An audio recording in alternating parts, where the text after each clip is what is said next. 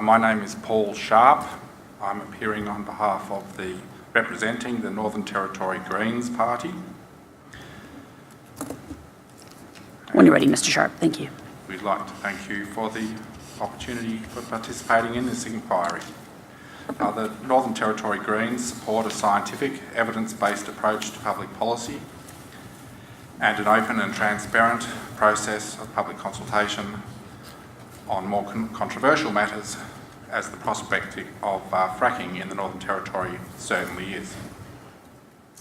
I think it's generally well known that our party policy is to oppose this industry's development, and in doing so we're probably standing with most of the Northern Territory community.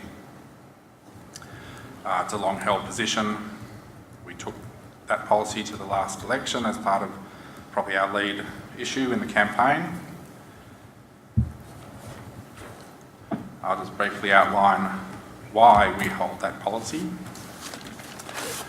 Firstly, we would like to see an urgent transition away from carbon polluting fossil fuels like coal and gas towards clean energy, so as to mitigate against the worst impacts of climate change.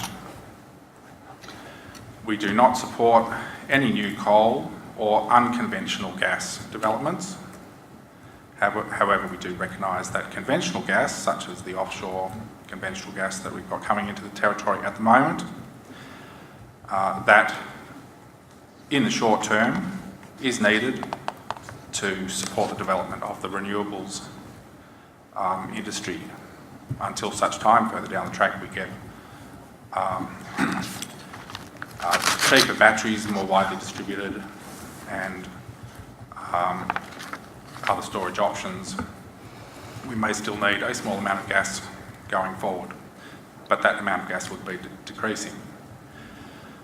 The package we would support as the development of the renewables industry across Australia would include solar, wind, hydro, supported by battery storage, pumped hydro storage, and with demand management, smart grids and reduced power technology. We would note that the Northern Territory Government has now released its Road to Renewables report and is talking in the media about having a solar farm, a big battery halfway down to Katherine, supporting a development of a gigafactory in the Northern Territory. And we've got obviously examples of this kind of thing in South Australia. So as a total package. So what we're saying is the Northern Territory Government itself, the audience of your final report, is already on that wavelength.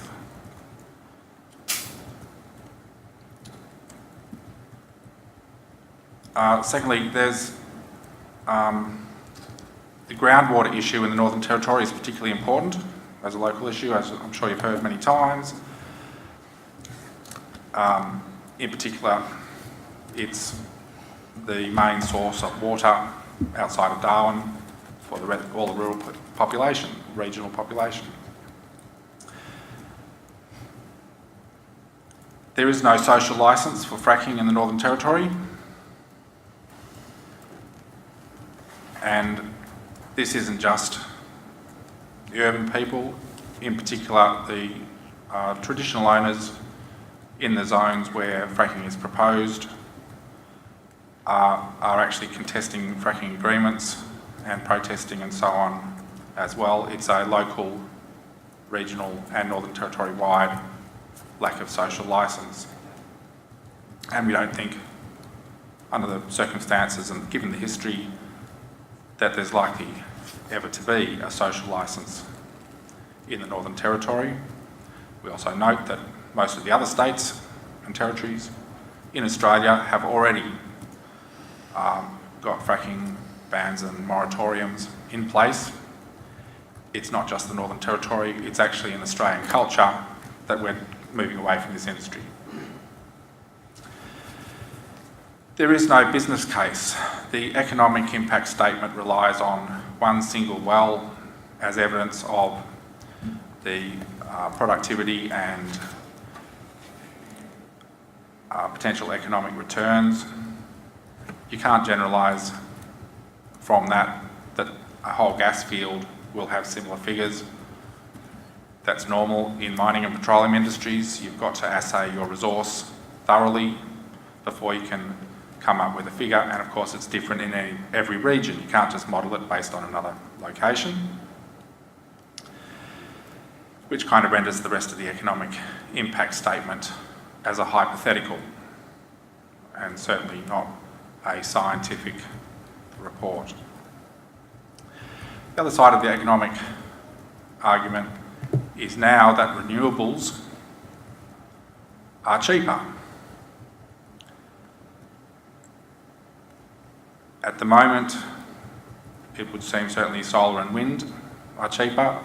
The prices of those are coming down rapidly, continuing to come down. At the moment, you could argue that the cost of batteries is still high and not coming down as quickly, but in the foreseeable future, the next 5-10 years, the whole package of renewables is likely to be clearly cheaper than going gas by itself, that is. And finally, we don't believe the Northern Territory, sadly, has the regulatory capacity to adequately regulate this industry. There's a history of a lack of political will in adequately resourcing the regulation system, and we're not seeing any progress with that at the moment, with the current projects such as the McArthur River Mine. The Montaro oil spill was reported after the inquiry as having poor Northern Territory regulatory regime as being a contributing factor, and there's various legacy mines and so on. You've heard it all before. So we don't think that proper regulation can actually be achieved at the moment. Maybe it's because we're too small a state. We just don't have that capacity to handle this level of technical environmental responsibility. Now I'll just go through each of the chapters, make a few comments about each one in order, keep it simple for you so that it all sort of flows through the in the same order as the report. So on water quantity, obviously, as you know, fracking is a water intensive industry, and that the Northern Territory regional areas are groundwater dependent. Those two things are in conflict. And the question is how much water might be available. Last time I was here, I was suggesting possibly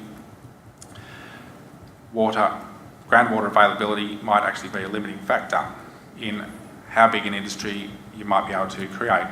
Because if you don't have the water to actually get the job done, you can't do it.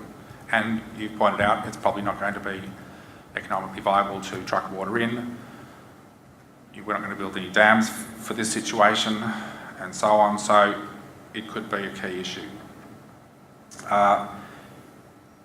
In the area, Beetaloo Basin, where we're treating that as a case study, it's kind of halfway in terms of rainfall and evapotranspiration between Darwin and Alice Springs. So it's actually quite limited, because if you subtract one from the other, you only get 100 or 200 millimetres per year available. Alice Springs, in the dry area, of course, relies entirely on a single non-replenishable source of water, and as I understand it, it's gradually being depleted. So I would suggest they can't afford to lose any groundwater. The Northern Territory Greens welcome the recommendation of a comprehensive groundwater study. In fact, it's essential. and an expansion of the water management district and splitting it into the north and south sections because they've got different characteristics with rate of flow and so on, and a new water allocation plan that includes the Beetaloo area as its focus.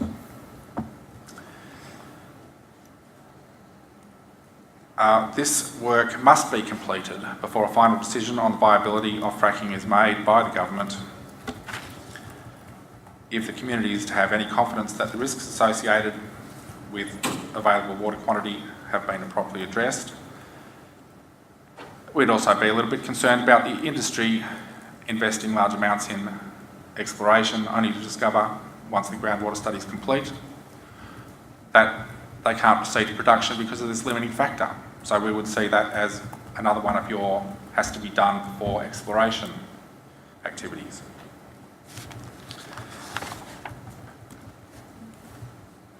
And we would like to see that because this is a possibility, it should be explicitly stated in your report. And that kind of justifies then the delay that I'm suggesting occurs.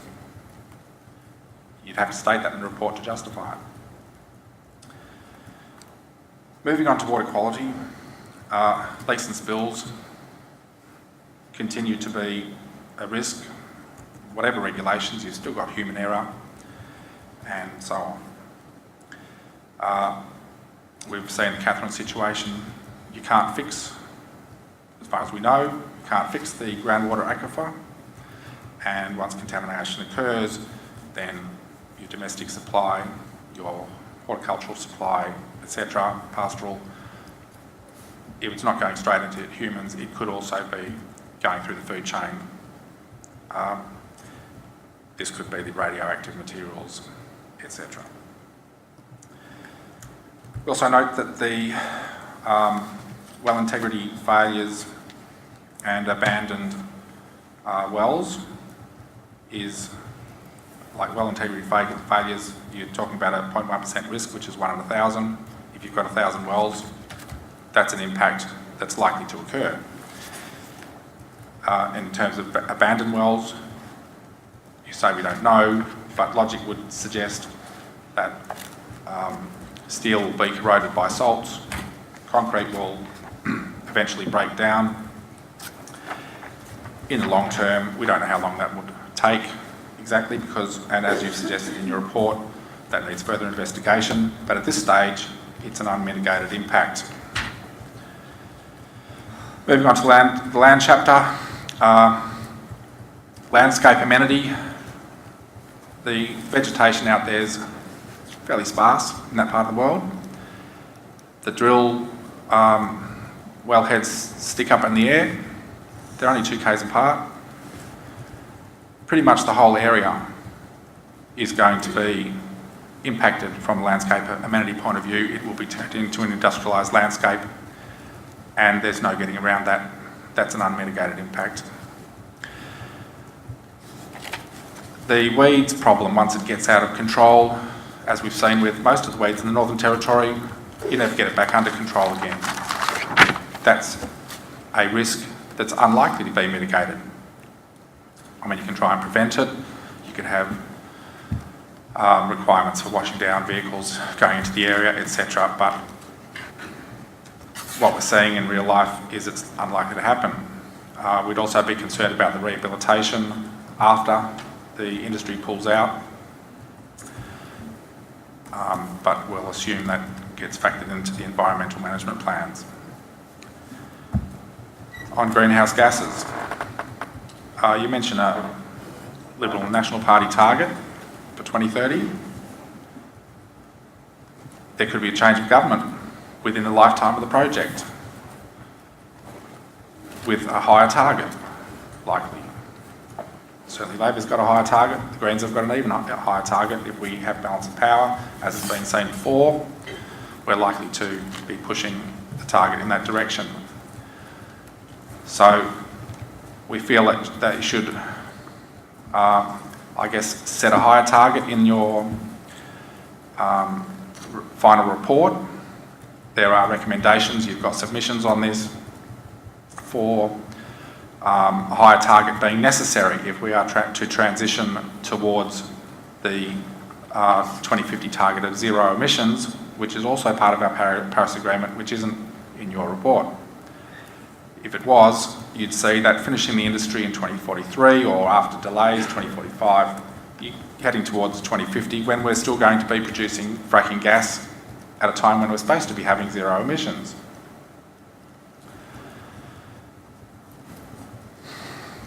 Moving on to methane, which has been a very technical topic, and their fugitive emissions. We really struggled reading that particular chapter, or that part of it in particular. There's methane figures all over the place, and the scientists amongst us all agreed that we got confused, which is a bit sad. So we're hoping that you tidy up that chapter so it's a bit more readable. If scientists can't understand it easily, lay people have got no chance.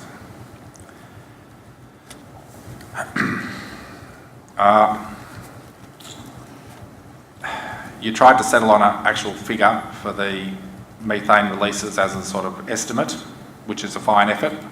We appreciate that your credentials in climate science on the panel are limited because that wasn't selected for in the first place. So we respect that struggle and acknowledge that you've basically concluded that there's a big discrepancy between things like inventory methane and field-tested methane and so on. It's hard to estimate. But if you could maybe pick up a higher level figure based on the principle of, sorry, what is it? Precautionary principle, of course, thank you. Then that would increase your estimate of greenhouse gas emissions. We'd also suggest that you bring the 100-year time frame down to a much smaller level. I would like to discuss that in more technical detail. That if you brought it down to the reality of the average Territorian's lifetime, come out to about 2070, and it would effectively double your estimate of the global warming effect from methane emissions.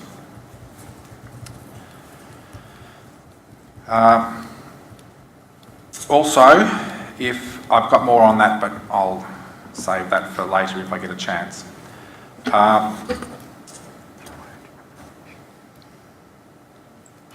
The final aspect on methane emissions is you've chosen the lower option on the 3 production levels. You've chosen the breeze option, which is lower. If you actually were going to be consistent with the economic impact statement's range of possible scenarios, you should actually be listing the methane potential of the lowest, medium and highest category of production. If you apply all of those recommendations, times 2 times 2 times 10, perhaps you've underestimated methane by as much as 40 times, which is a huge contributor to upstream greenhouse gases.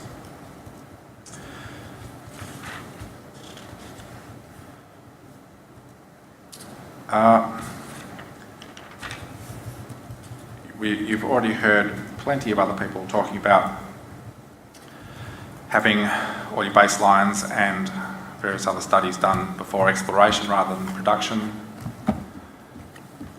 That includes on health and lots of other things. I'll come back to that too.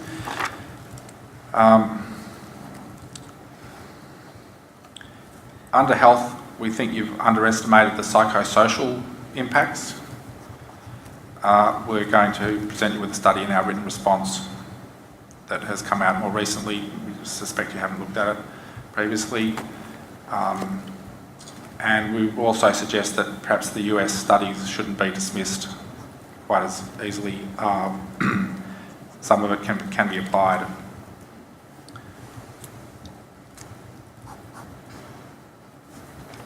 I'll skip that. It's part of an economic impact as well, and an impact on the local healthcare systems if you have a lot of fracking in the area, including the psychosocial aspects.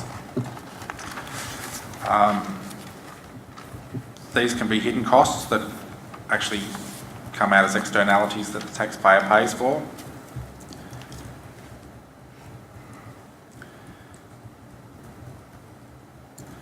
Moving on to Aboriginal people and impacts, we congratulate you on grasping and having good understanding of the below ground issues for Aboriginal people.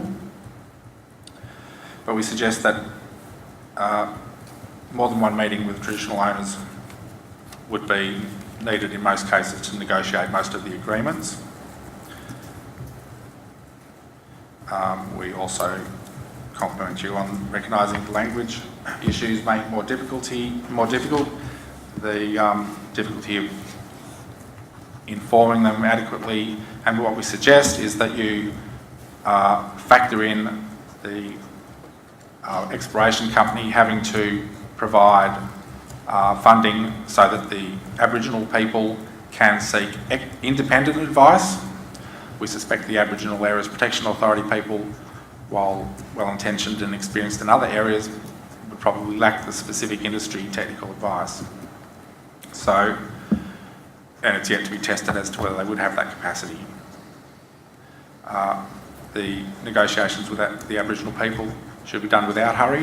They have to consult with their own people quite thoroughly, because part of their culture is worrying about future generations' impacts. As I said before, there is no social licence to operate. Your quote of the overwhelming community opinion that you've seen, being not safe, not trusted and not wanted, isn't something that's going to be going away. It's actually an indication that these people are not giving a social licence to operate anytime soon.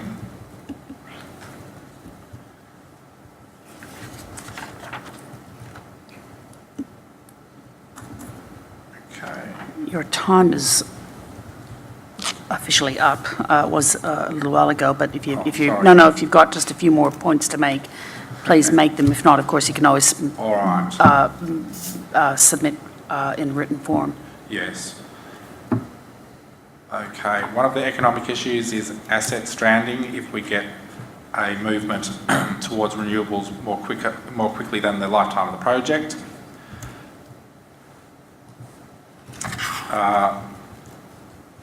Most of the unconventional gas in the world needs to be left in the ground. You've already had that from another submission. I've mentioned the lack of political will, resourcing or capacity with the regulations. As far as the independent regulator is concerned, we don't think having two different ministers in the same government being in charge of the two sides of regulation is independence. The EPA has a fairly poor reputation in recent times, and they're again subject to a bit of government control. So we're suggesting the option of the independent statutory authority type regulator as being necessary. But to start that from scratch, it will take years to develop the capacity. And then again, it's also subject to political expenditure. We compliment you on your we'll just say, the baseline assessment.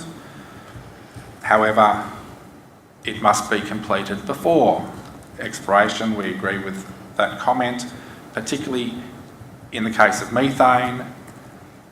You can't have exploration go in there and contaminate the area. You ruin your baseline completely. It makes the whole thing pointless. And as I said before, with groundwater, you've got an issue with do you have enough, and again, from a baseline point of view, contamination. One advice I'd have is, because you've got several stages going forward, I think a project management plan would be appropriate as a structure, and if you could do a Gantt chart, critical path analysis, so that you don't have exploration occur starting before you've completed the necessary steps to actually make the regulation effective. And if you actually work all of that out, by the time you've developed the whole regulatory system, you've done your SREBA, you've then gone through your exploration stage to figure out whether the thing's economic. This is assuming you've got enough water, of course. You're looking several years down the track, by which time you've probably lost your window of market, because the renewables will be cheaper and cheaper. And just come to a few conclusions. When you add up the total impacts from all of the risk factors, that itself is a large amount. The totality is itself the largest impact and risk. Your conclusion about acceptability, the word acceptable, I know it's in terms of reference, but there's a distinction between a scientific conclusion of acceptability and a political statement. And certainly we feel that your final conclusion is a political statement, and a lot of the individual components are effectively a political statement. Acceptability, you can provide the politicians with facts, but if there's an amount of risk that is significant to some extent, that's a political decision. We suggest you could go through the report and create two separate lists, something that you guys can sign off as scientists on acceptability, and the other bits that you're leaving to the politicians to decide. At this stage, there's a lot of unknowns still out there. You cannot make a scientific conclusion from an unknown. Mr. Sharp, we do have people here from the NT farmers who are behind Okay. you. They are waiting. They've waited patiently. That'll do. We really do need you to wrap up. Thank you very much for your patience. Thank you. No, that's all right. If you do have a written document, then please, if you haven't already submitted that. We would hope to get, then we'll definitely get that to you within 7 days. Wonderful. It's a Thank bit of a you. scribble at the moment. Excellent. No, thank you very much. I've got one question for you, which is that you, I think very early on in your presentation, you said that, and this is me paraphrasing, and please correct me if I'm doing you injustice, that conventional gas was effectively okay. It was an acknowledgement by you that we still need conventional gas. You referred to offshore, but I take it then by conventional gas you would also include onshore conventional gas. Indeed, yes. And I take it from that then that would basically, that includes the conventional gas coming from the Mereenie fields. Yes. And you know, of course, that almost a third of those wells have been fracked. Is there a question there? Well, I guess I'm asking you for comment. Okay. That, I'm just wondering where you draw the line. The concept, as I understand it, is that globally we need to leave most of the gas in the ground along with the other fossil fuels. Now, if you have to leave some of it in the ground and you need some of it temporarily, the best lot to leave in the ground is the unconventional stuff. For a couple of reasons. One is it tends to be higher cost, so less economically justified, and as we're seeing with this inquiry, there tends to be a lot more impacts and risks from it. So, but if you look at the Mereenie fields, which I'm not an expert on, and you're saying that there may be some issues with that, then you'd have to look at that individually. I've made a broad generalisation, just tried to do that on a conceptual basis to make the point that somewhere we've got to draw the line on which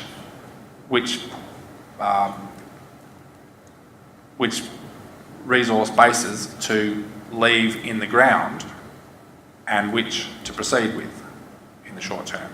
And certainly the fracking industry has proposed here in the Northern Territory fits into the leave it in the ground category. I understand the submission. Any questions? Yes, Dr. Beck. Thanks for your presentation. Just one point of clarification. You mentioned in regard to the greenhouse gas assessment that the production scenario that was considered was equivalent to the breeze case for the economic study. Just to let you reassure you that the production scenario considered for greenhouse gas corresponds to the economic study of Gale. My mistake, thanks for the correction. Okay. Again, thank you very much, Mr. Sharp, for your presentation, and we look forward to your written submission soon, or rather than later. Yes. Thank you. All right, thank you.